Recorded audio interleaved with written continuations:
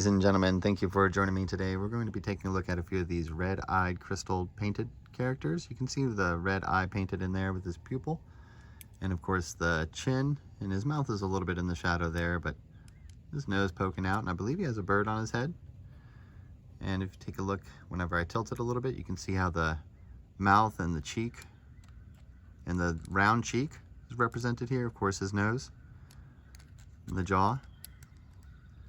And then if you expand on the face just a little bit, you can perhaps picture this as being hair.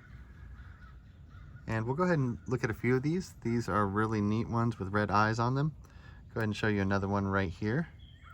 This one has a right side profile and a left side as well. We'll go ahead and move down here and I'll show you the red eye on this character. Of course, his red eye is just right up on the top there, and I'll try to get it in the light a little bit better so you can see the color. There we are. Hope you guys are having a wonderful day. Thank you for joining me today for these. We're going to be taking a look at several of these characters, and I'm really glad you guys are able to see these. I'm happy that we've been able to find these very defined artifacts to share with you guys. Real quickly, before we continue on our crystal series, just take a quick look at, of course, this one, which a lot of us have seen before, and then here's a little mini version of the same thing. Some people have said this looks like Cleopatra. And of course you guys can see the right side profile there with the big head. And then we have a little mini version here. It's a really beautiful one.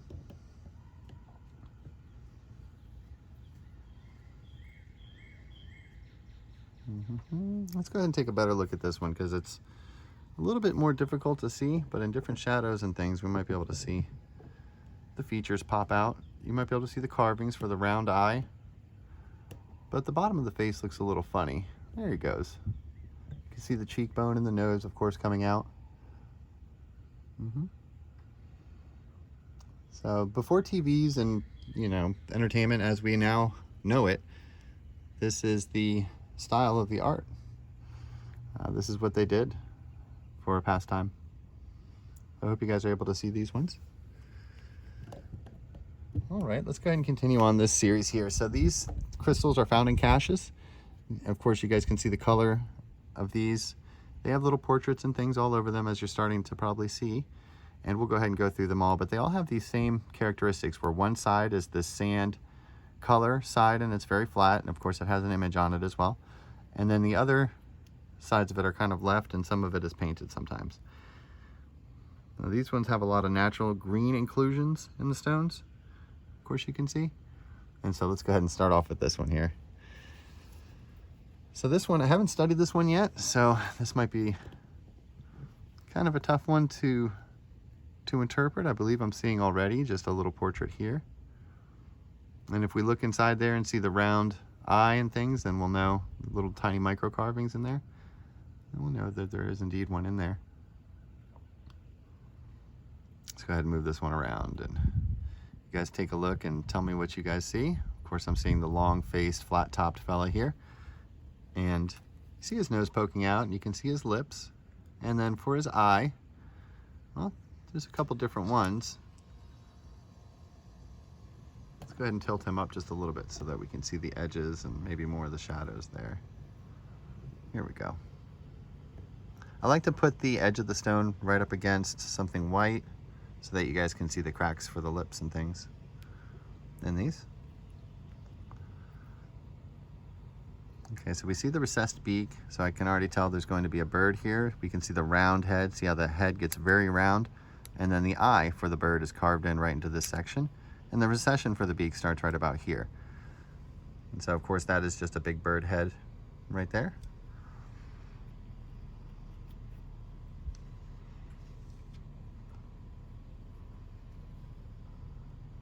And let's go ahead and look at the edge one, because this one on the end is very neat too.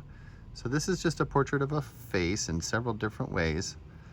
Let's go ahead and get him the way that I'm used to seeing. So we have, if we look closely, there's a little line right here. This is denoting the bottom of a face. There's an eye and a nose in there, and he's kind of wearing the flat top. And we're gonna flip this one around just a little bit to be able to see it, because To be completely honest with you guys, I'm having a little bit of trouble seeing it in the sun here. I do see these carvings for these eyes though, and the nose of course, and so you should be able to see the chin poking out there. Of course there's other eyes too, smaller eyes. Look at all those carvings. It's really easy to see once you get to see in the shadows. You can start to see these triangles, these shapes that are on these artifacts. These X's, see these plus signs inside of here? It does take a little bit of time to learn. There's also hominoid figures, people with big faces, big bottom chins and big noses. Look at the detail on that eye. We're not exactly set up for right sides, but let's go ahead and move it over here and then we can get a little bit of a different view of them. Now let's take a look at this next one here. This is a smaller piece. And right off the bat, this one also has some red eyes, but we can see maybe a character like a bird or something. So underneath here will more than likely be a human, so the bird will be on the human's head. Just as the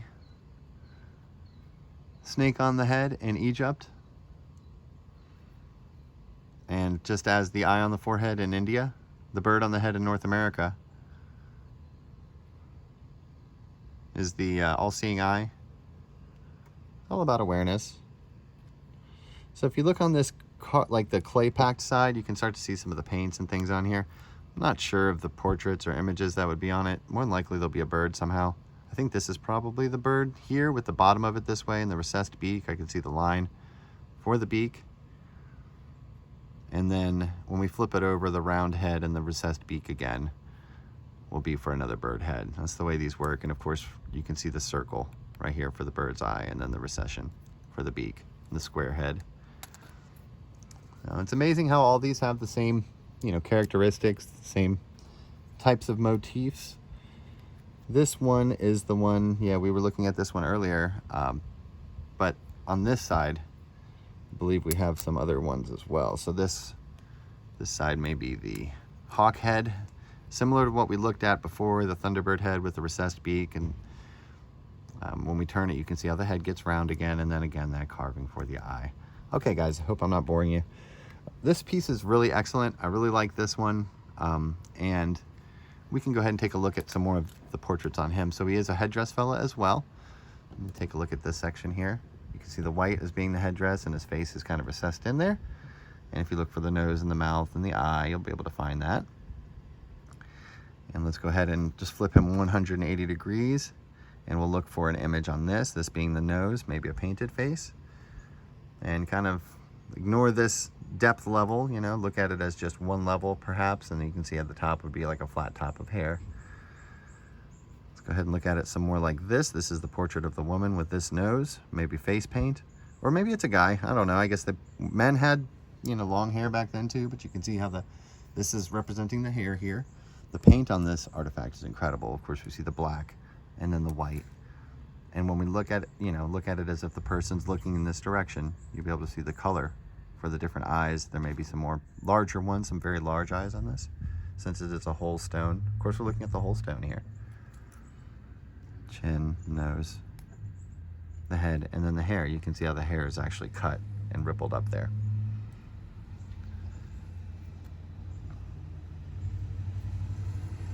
So we're looking at, right now we're kind of focusing just on this section.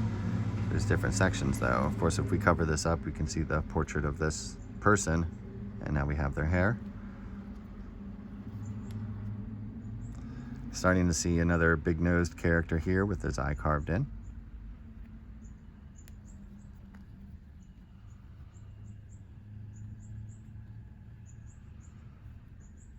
Let's go ahead and look, see.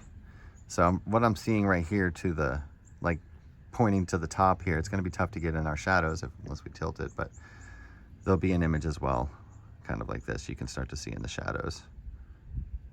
We'll flip that around in just a moment to take a look at it. Let's do that now. So we see this one on the right with the bird on the head, a really amazing one.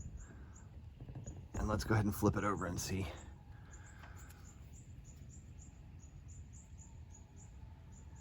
Of course, that's still the same point for the nose. The person's going to kind of get tucked behind the shoulder. Perhaps another bird on the head. I believe I see the duck or some kind of round head. See the eye for it, and the long beak, the recessed beak again. Get a little bit of a look at that. And then maybe even just on this one section in this direction, there may be an eye and a nose and a mouth. See the little ripples coming out?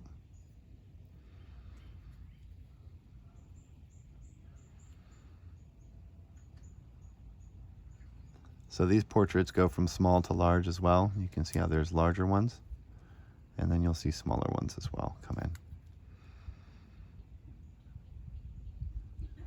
This whole section right here, you might be able to spot what I'm looking at. Maybe a bird, maybe a man, maybe the mixture of both.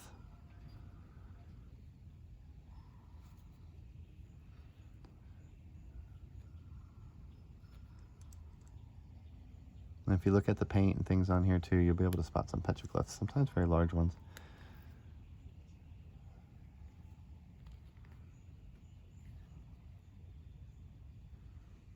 All right, quite an interesting piece. So these large white crystals are really neat because they reflect in a certain way. All the sections on them will reflect at the same time. I'll demonstrate that for you now. So you can see how they're polished. And going through the images on these is kind of tough because they are just clear pieces of quartz. But again, we're seeing this long headdress person, or long-haired person here, with their face just in here. But just kind of wanted to show you just the crystal itself and just how it's polished. It's a very neat piece, and the same artist did these as well. So we'll go over some of these later if you guys like, but these are super high level. I mean, it's like the volcanic glass ones. Unless you study it and you know it, maybe if you were part of the people back in the day, of course you would know it, but it takes a while of studying to learn it. Real quickly, I guess I'll just give you a shot of some of these faces down here before we go. So, of course, you see these little figurines of faces. And some of them are probably the conquistadors. This looks like, if you look at the paint, the white, you can start to see the large carvings for different, looks like a little soldier guy. Some of these are from different times. This is probably a very old version. There's a small little portrait in here of another headdress fella. This one was found here locally, south of Raleigh. And this one's made of a metal. This is really neat.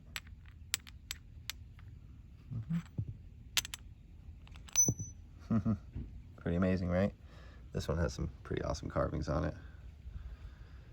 Just a piece of steel, I guess. Iron. Anyway, there's some pyramids. Some people call these turtleback scrapers. And there's some gold. Lots of gold in these artifacts. Talk to you guys later. Have a great one. Bye-bye.